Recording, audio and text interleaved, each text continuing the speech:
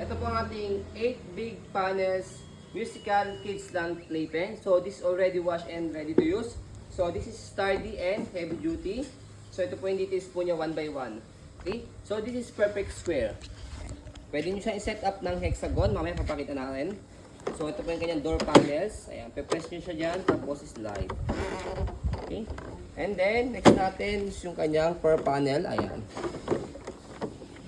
Okay?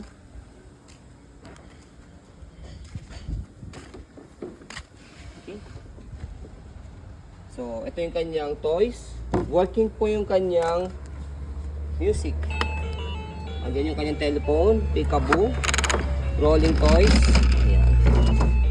And this one, meron dapat siya ditong mirror na wala lang siya. Yun lang naman.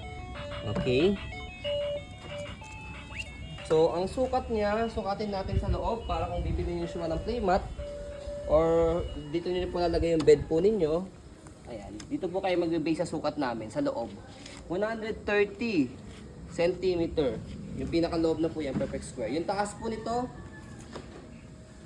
yan, 55 cm. So yan na, kapal yan ha. Sturdy. Kapal yan.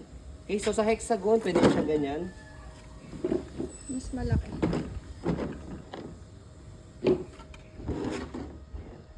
Tapos hexagon din yung paano nyo? Puzzle. Merong nabibiling hexagon na puzzle. Yan, para kung gusto niyo pong malaki. Mas malaki.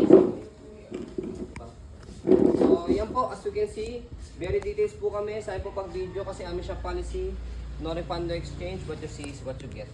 So yan po, maraming salamat. Have a nice day and God bless po.